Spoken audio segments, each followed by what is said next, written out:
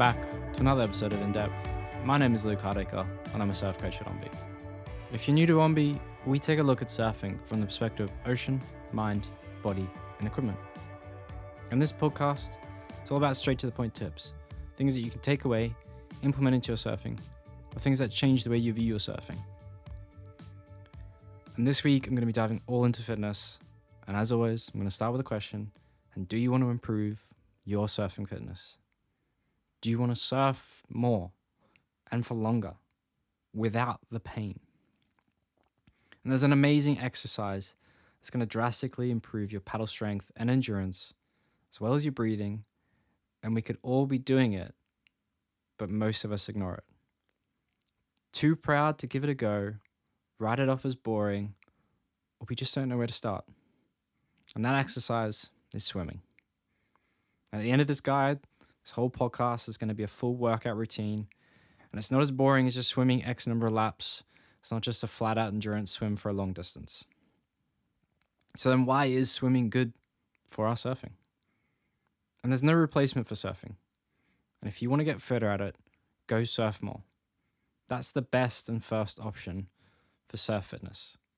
But we all know that doesn't fit into our schedule, or we are already training, improving our fitness, and wouldn't mind something extra to help build that surfing fitness up. And that's where swimming comes in. It's about as close to paddling as you can get to training to improve your fitness for surfing. It's a whole body exercise that trains the big muscle groups, your back, chest, glutes, hamstrings, and quadriceps, as well as training the small muscle groups, your shoulders, triceps, biceps, and calves. There's a reason the term swimmer's shoulders exists, and it targets the main areas we use to paddle almost as well as paddling itself. But there's also a bunch of extra benefits of that full body workout and building muscles. That is, swimming is so much better for our health and fitness. Swimming is a low impact form of training, great for those with injuries or pain in parts of their bodies. It's a form of cardio exercise, getting your heart rate up high, helping you to burn those calories. And for pregnant women, it's an amazing exercise to carry right through the full term and has low impact on your body and your baby. Swimming has also been found to alleviate stress as a peaceful form of exercise and will help you to improve your posture by training your core muscles and back while keeping a neutral posture rather than a slouch posture we all seem to use 9 to 5. The final benefit and greatest towards your surfing, other than endurance, is your breathing. Breathing in swimming is limited, and it's going to boost your lung capacity, but it is also going to teach you to be calm when holding your breath, and also how you use the oxygen you've got for movement. You will quickly learn excess and uncontrolled movements in swimming will burn your oxygen levels, and it'll be the same during a wipeout. Along with routinely knowing your limits and holding your breath, those wipeouts will seem far less serious when you know what you're capable of and also how to stay calm. But when we're trying to improve our fitness for surfing, you need to understand what you're working towards, what is your goal, and what benefit you want. Is it strength, mobility, or endurance? Typically, for most surfers, with no major issues or limitations in their bodies, injuries, pain, the goal for surfing fitness is usually always endurance. You don't need extra power or strength. What most people want is to not tire out so easily and to surf for longer. And this is always endurance and not strength.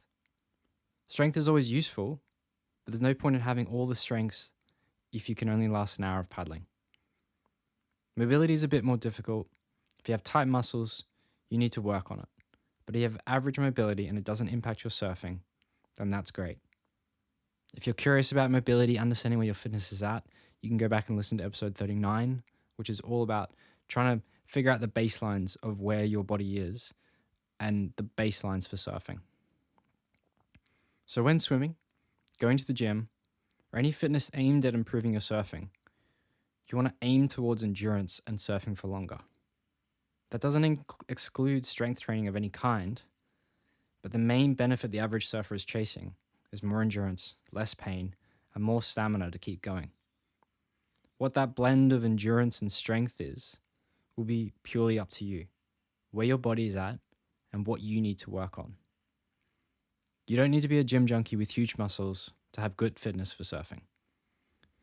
Understanding what you train for is key to any fitness regime. And if it's endurance and stamina, strength or aesthetics, tone and muscle size, you need to figure that out. And it can be somewhere between all of that as well. But when you train to improve your surfing, you need to have a focus on endurance. And this impacts how you train at the gym as well as your swimming.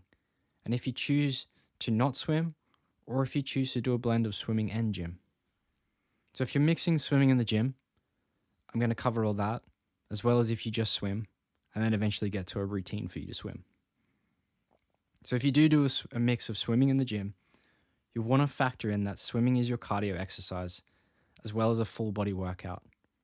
And there are too many types of gym regimes to say, do exactly this, and you'll need to think about how swimming will best fit in with your current exercise and recovery time. But generally, there's two options. Swim on the days you don't hit the gym, or add that into your current regime. If you swim on a separate day, allow for recovery time of muscles between lifting weights and swimming. Your body's going to tell you what that is, depending on your regime. Just get started, listen to your body, and adjust the timing to suit. If you add swimming to your gym sessions, you need to consider what goals you're working for. Is all of your gym time towards endurance? Or are you doing swimming for endurance and weights for strength? Or something else? This changes when you want to swim. And the following set of goals is going to help you decide when to add in the swimming and cardio exercises.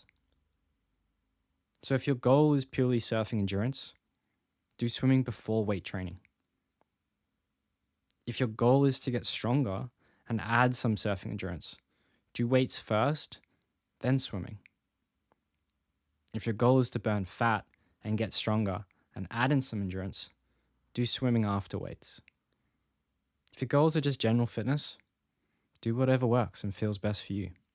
You're just there to fit, do your time, enjoy it.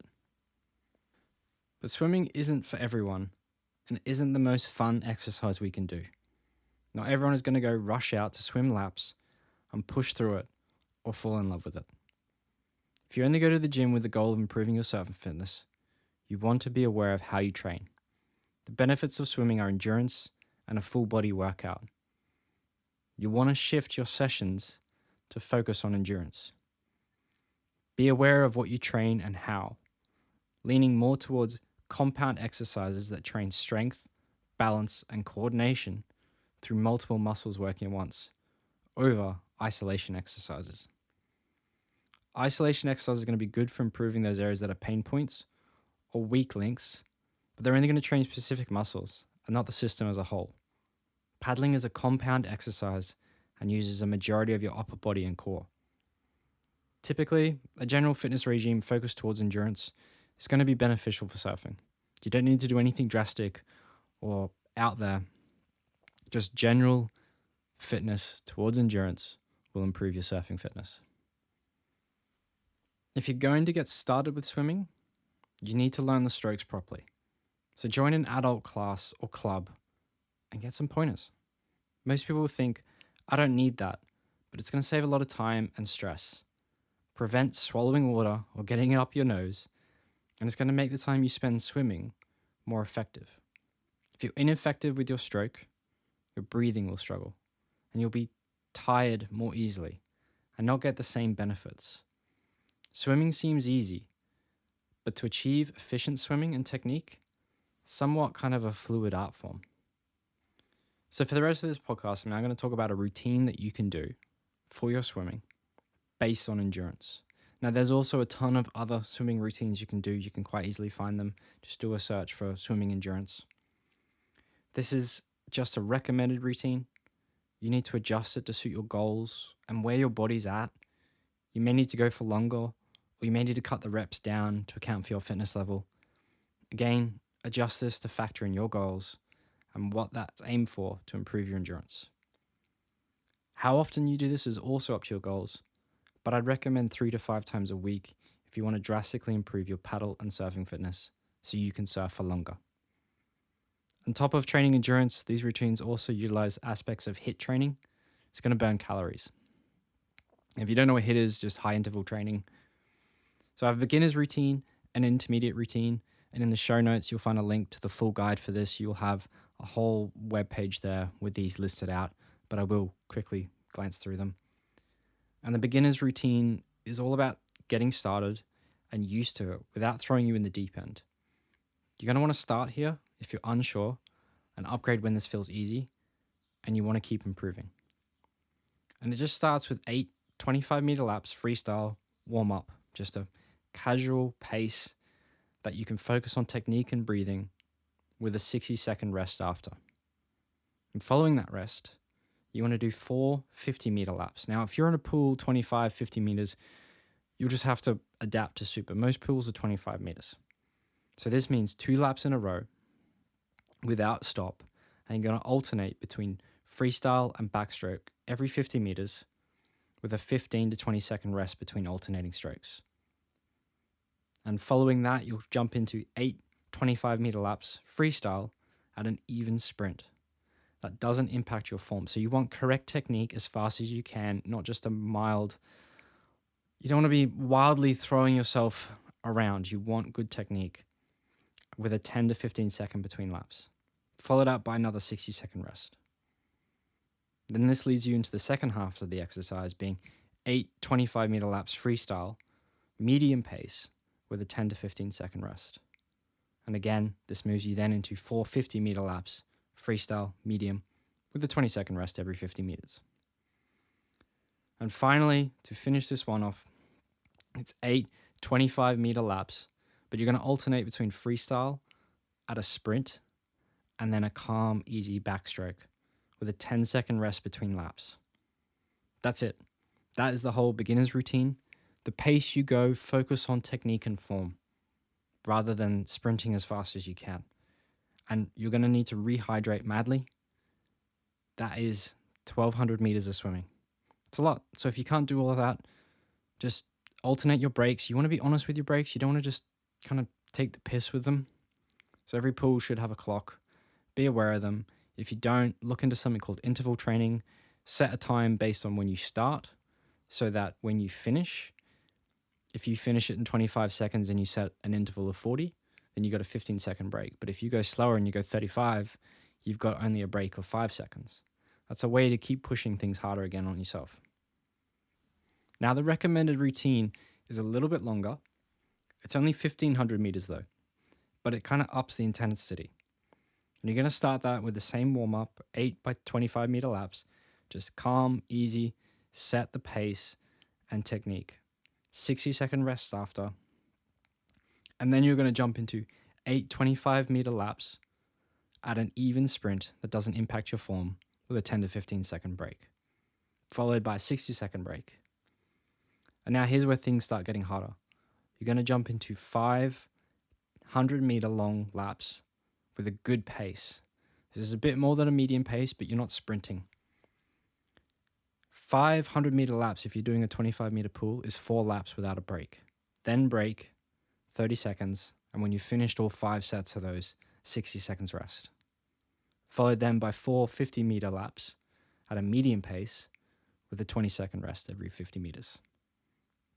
Now the final one, you're going to do 12 25-meter laps, alternating between your freestyle sprint and a calm and easy backstroke with only a 10-second rest between each set.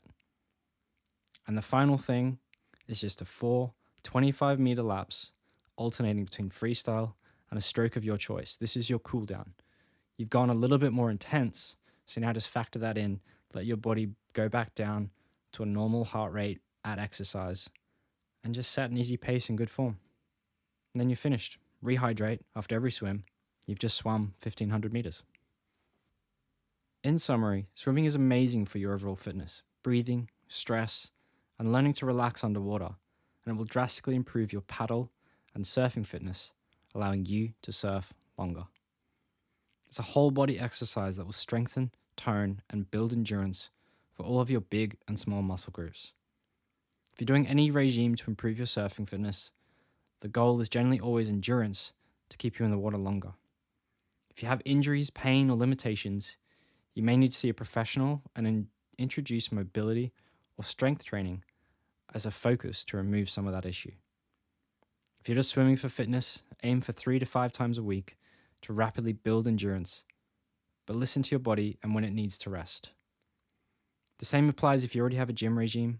Just consider your goals, what you want out of your time in the gym, and if that's a mix of endurance and strength or a single focus.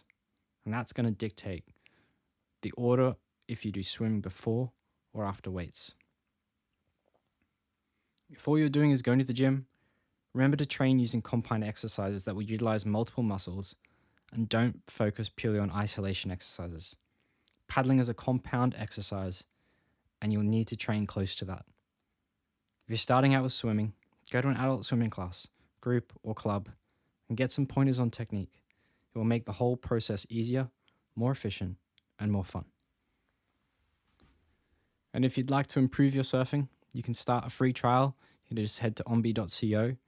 You can join a monthly or annual membership and sign up and start our intermediate 12-week pathway or our beginner 6-week pathway, as well as diving then into our foundations or maneuver series.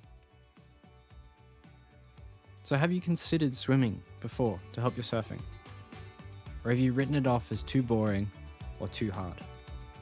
Or has this given you the kick up the bum you need to get into it and given you an easy routine to follow? I'd love to know. You can reach out anytime, message me in the app, or send an email to info@ombi.co anytime. Next week, I'm going to be diving into coming back to surfing after an injury or not having surfed for years. So until then, I'll see you next time.